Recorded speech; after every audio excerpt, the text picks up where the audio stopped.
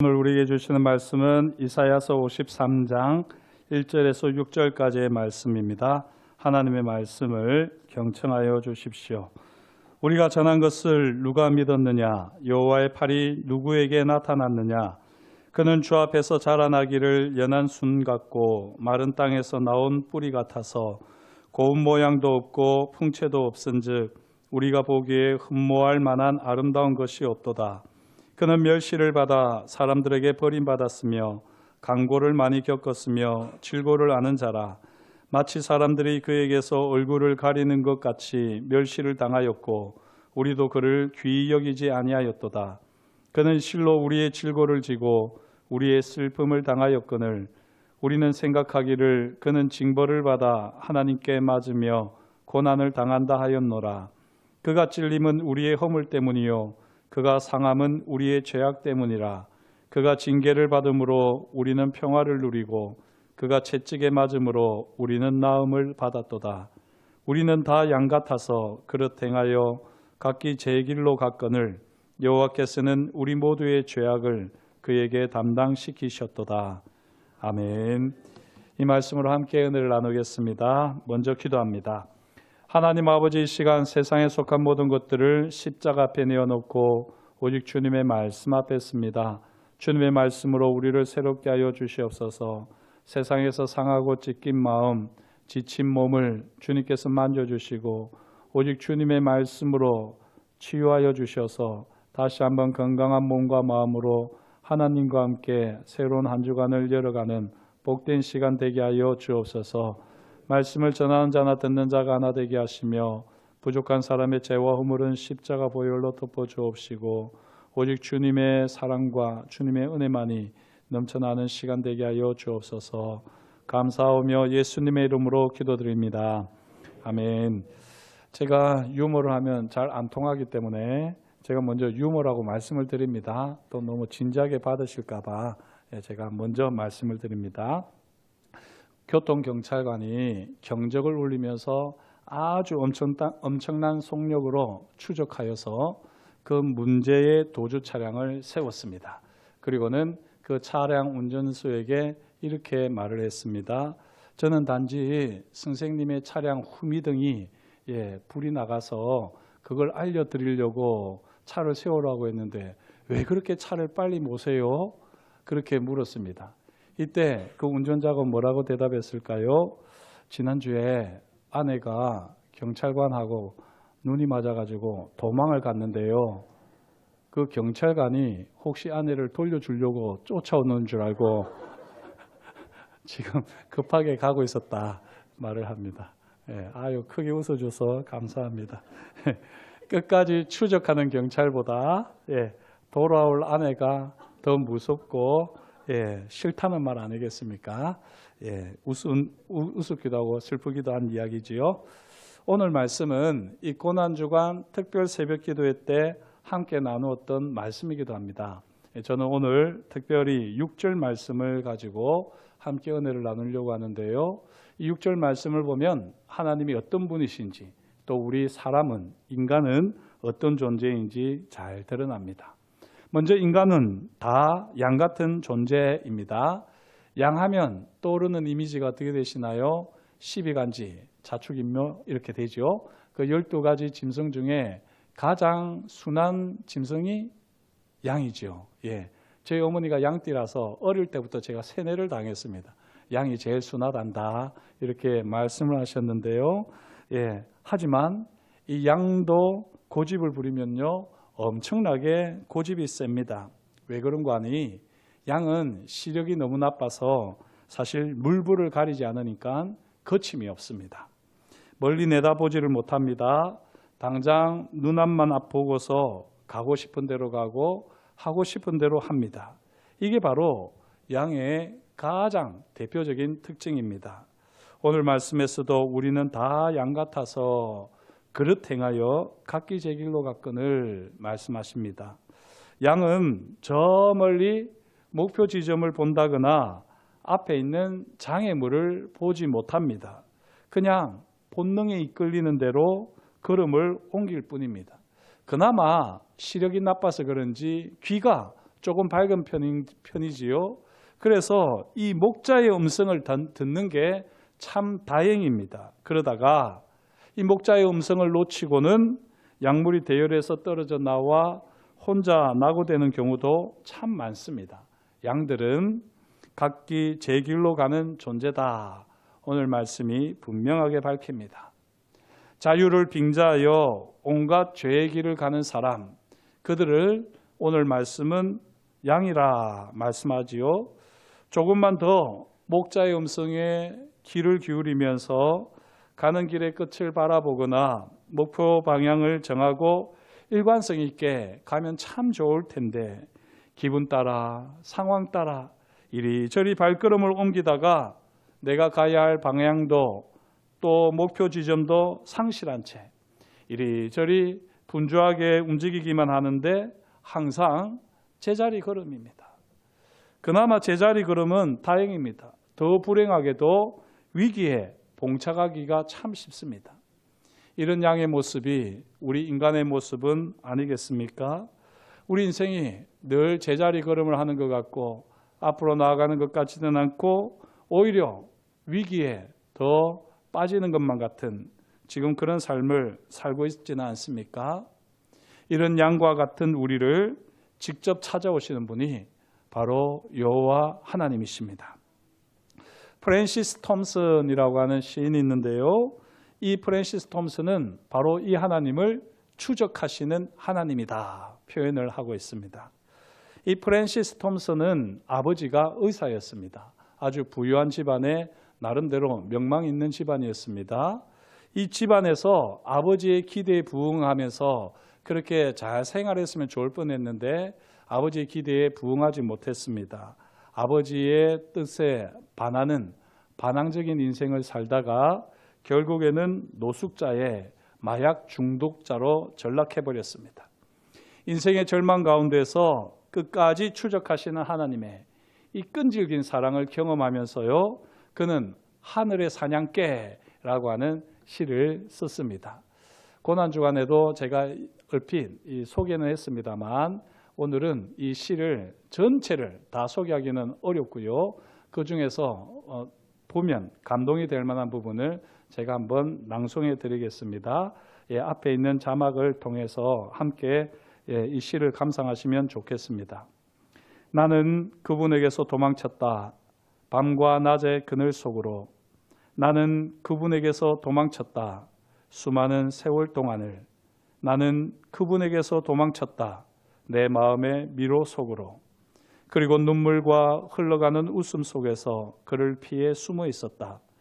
희망의 부풀어 오르다가도 두려움의 골짜기 거대한 우물 속으로 곤두박질 쳐버렸네.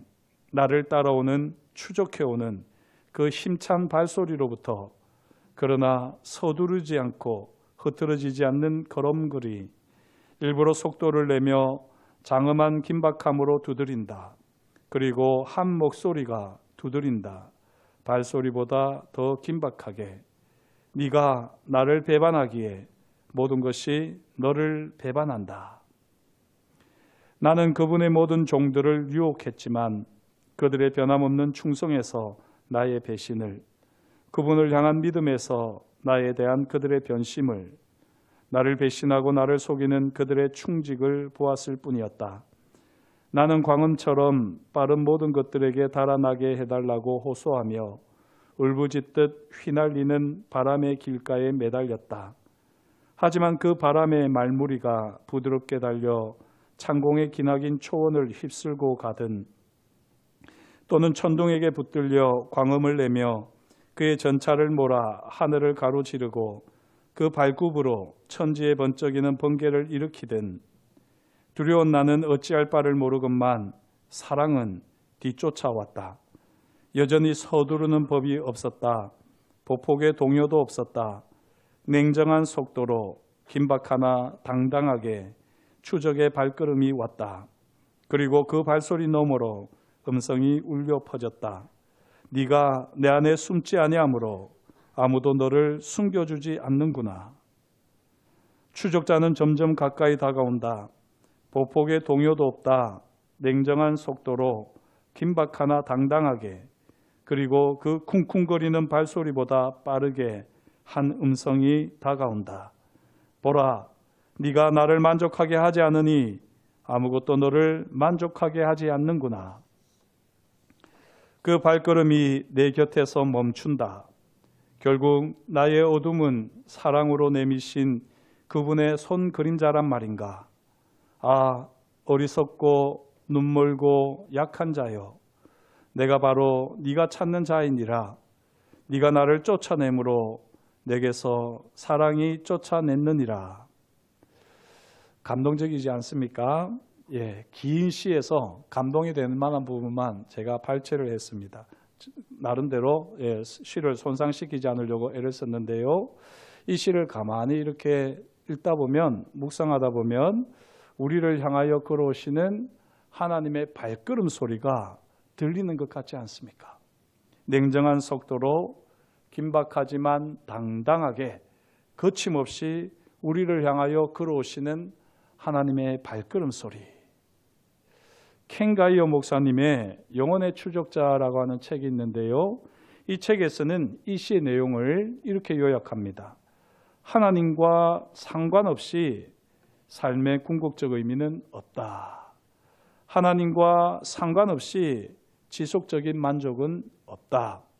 결국 하나님은 사냥감을 쫓는 맹견의 추적이 아니라 사랑하는 자를 향한 연인의 추적이다. 이렇게 평을 하고 있습니다. 하나님의 발걸음 소리가 우리에게는 어떤 추적으로 들리십니까? 정말 맹견의 추적으로 들리십니까? 그렇지 않으면 연인의 추적으로 들리십니까? 바라기는 끝까지 추적하시는 하나님의 사랑을 경험하는 저와 여러분이 될 수 있기를 간절히 소망합니다. 예수님의 그림 중에서 제가 정말 좋아하는 그림이 있는데요. 그 그림은 남루한 옷을 입고 계시지만 이 어깨에 어린 양을 메고 활짝 웃으시는 예수님의 모습. 그 그림을 보면 참 마음이 따뜻해지고 마음이 평안해집니다. 일부러 상상을 하시라고 제가 그 그림을 띄우지는 않는데요. 이 그림을 보면, 그림을 상상해 보면 누가복음 15장 4절 말씀이 떠오릅니다.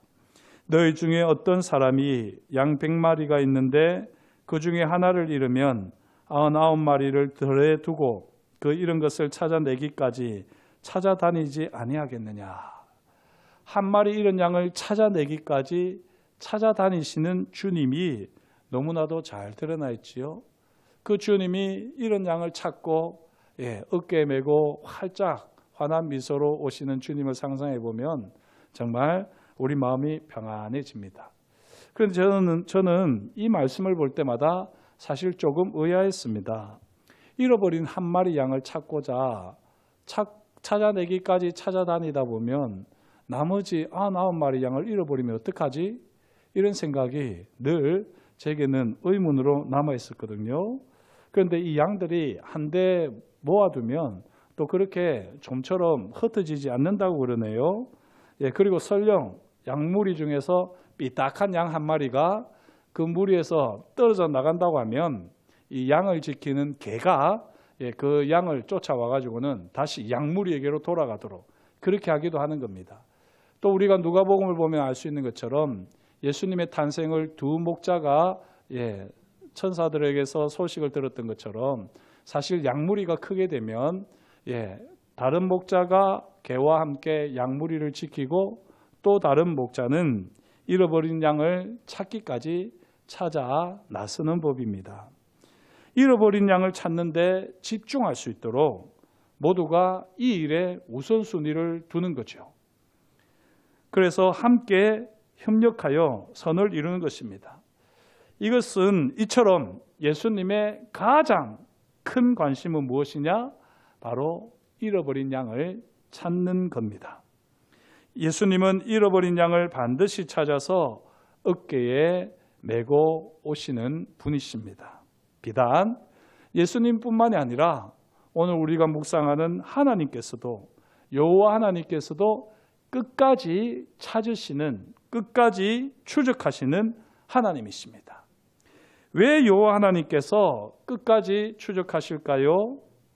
오늘 말씀 6절처럼 여호와 하나님께서 각기 제 길로 간 양들을 일일이 다 찾아 나서셔서 그 양들을 찾은 그 자리, 죄의 자리, 유혹의 자리, 실패의 자리, 고난의 자리, 죽음의 신음의 자리, 그 모든 자리에서 양들의 죄를, 양들의 실패를, 양들의 신음을 모두 다 예수님께 담당시키기 위해서 우리 하나님께서는 끝까지 추적하십니다.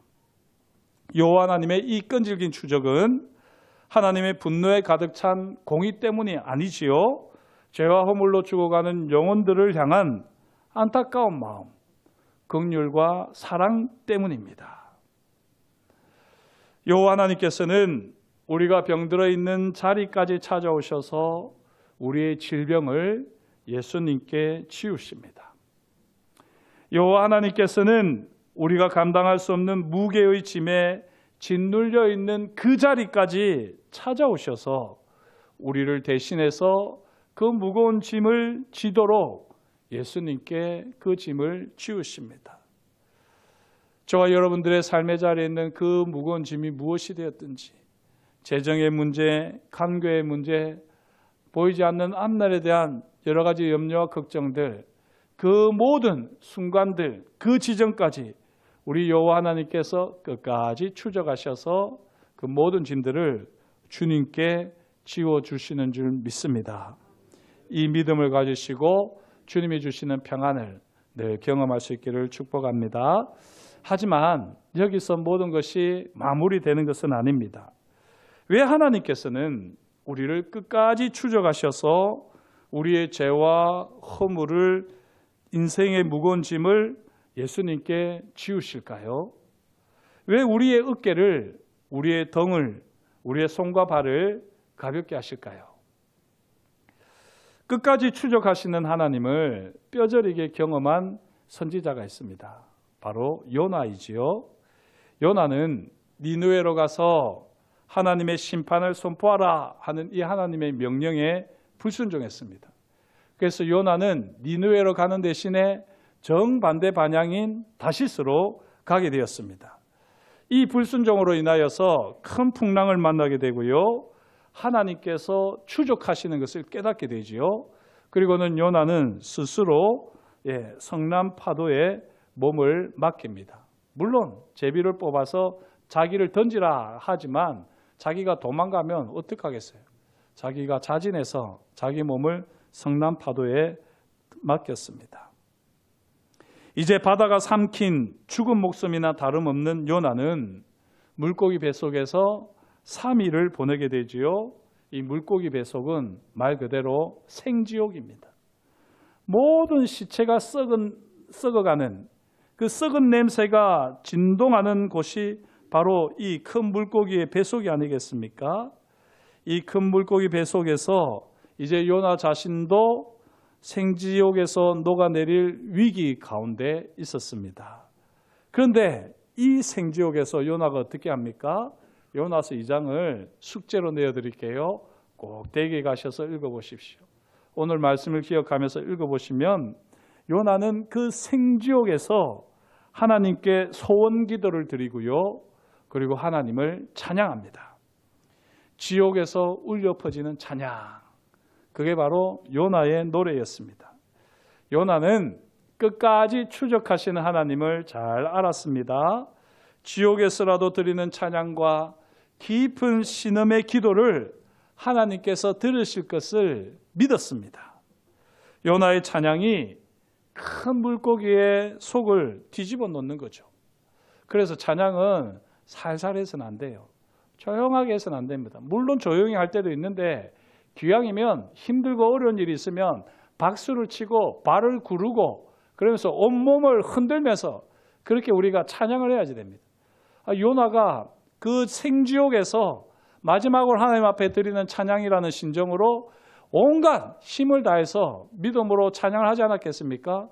그랬더니 이 큰 물고기의 속이 너무 거북하거든요. 있을 수가 없는 겁니다. 우리도 이 더부룩하면은 참 힘들잖아요. 이 큰 물고기도 속이 너무 더부룩하니까 구토를 한 겁니다. 그래서 이 요나가 육지로 나오게 되었던 거죠. 이제 요나는 자신이 함께 하나님께 드린 서원 기도와 찬양을 따라서 다시 요 앞에 서게 됩니다.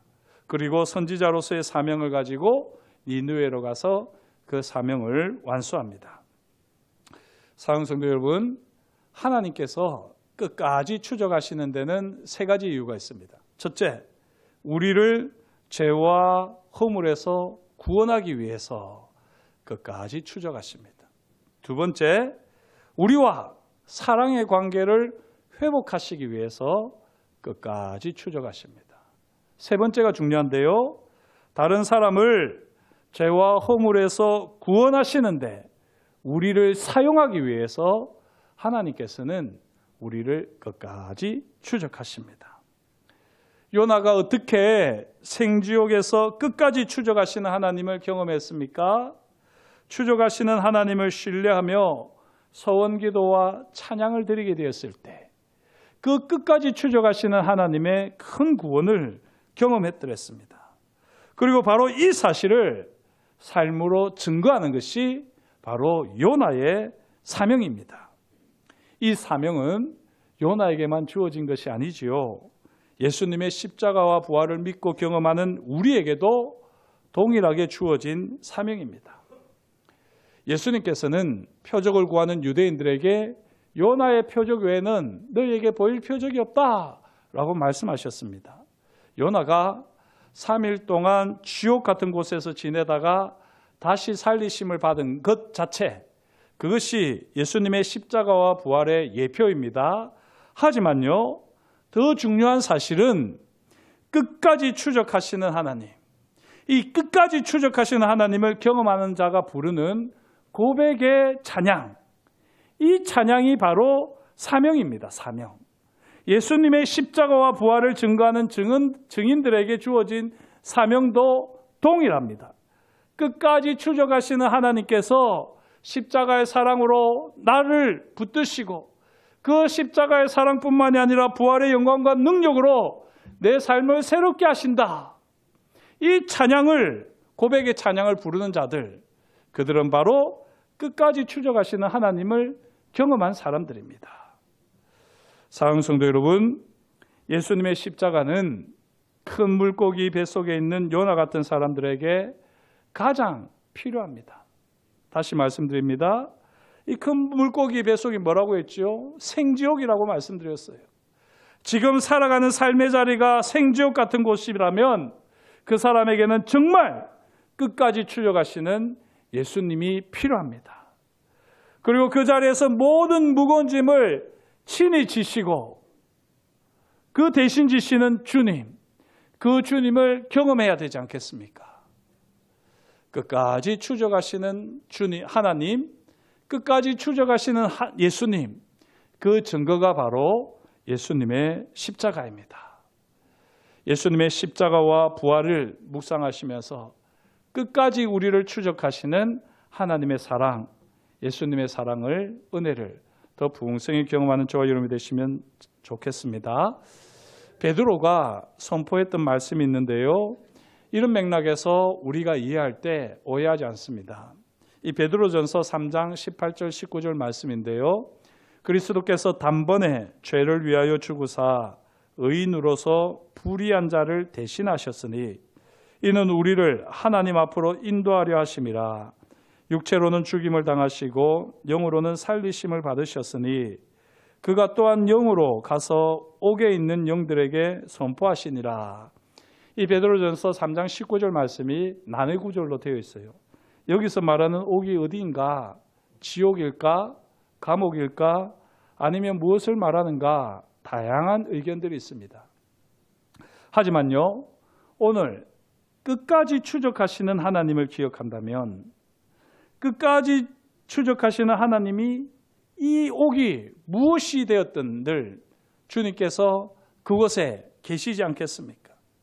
이 옥이 지옥이라도 상관이 없습니다. 이 옥이 감옥이라도 상관이 없습니다. 심지어는 이 옥이 우주 끝이라고 해도 상관이 없습니다. 우리 주님께서는, 우리 예수님께서는 십자가를 통해서 우리의 죄와 허물을 대신 짊어지시기 위해서 우주 끝까지 추적하시는 분이십니다. 저와 여러분들이 이 주님의 사랑을 온전히 경험하는 그런 복된 삶이 될 수 있기를 다시 한번 축복합니다. 십자가 은혜와 능력을 경험한 사람은 인생의 무거운 짐을 벗은 것으로 만족하지 않습니다. 이제 다시 살리신 주님의 부활의 영광과 능력을 삶으로 고백하며 찬양합니다. 지금도 생지옥 같은 삶의 자리에서 신음하는 사람들이 십자가와 부활을 경험할 수 있기를 바라면서 생지옥 마지막 구석구석까지 찾아가서 하나님께서 베푸실 그 사랑, 그 놀라운 은혜, 그 역사를 소망하면서 하나님을 찬양하며 예배하는 저와 여러분이 되면 참 좋겠습니다. 끝까지 추적하시는 하나님, 그 하나님을 삶의 자리에서 더 깊이 풍성히 경험하십시다. 끝까지 추적하시는 하나님의 그 사랑을 늘 고백하면서 찬양하는 증인의 삶이 되시기를 주의 이름으로 축복합니다. 기도하겠습니다. 하나님 아버지, 오늘도 주님께서 우리에게 말씀하여 주시니 감사합니다. 하나님의 말씀을 따라 우리가 어떤 사람이 되어야 할지를 알게 하시니 참으로 감사합니다. 때로는 하나님께서 우리를 추적해 오실 때에 그 추적이 우리를 책망하시고 숨어드는 감추려고 하는 우리를 다 드러내게 하시며 또한 우리를 힘들게 하시기 위해서 오시는 것만 같아 참 부담스러울 때가 많았습니다. 그러나 우리가 어디에 숨어 있든지 우리가 어디에 있든지 끝까지 우리를 추적하셔서 우리의 모든 짐들을 예수님께 맡기시고 우리에게 참 자유를 참 평안을 주시는 하나님의 사랑을 우리가 바라봅니다. 우리의 삶의 자리마다 주님께서 함께해 주셔서 우리를 회복하여 주시고 그 끝까지 추적하시는 하나님의 사랑을 노래하며 또 생지옥 같은 삶을 살아가고 있는 사람들에게 우리 하나님을 소개하고 증거할 수 있는 우리 주님의 십자가 사랑, 부활의 영광과 능력을 삶으로 증명해내는 우리 모두가 되게 하여 주옵소서. 그렇게 우리 가운데 일하실 것을 인하여 감사를 드려오며 예수님의 이름으로 기도드립니다. 아멘.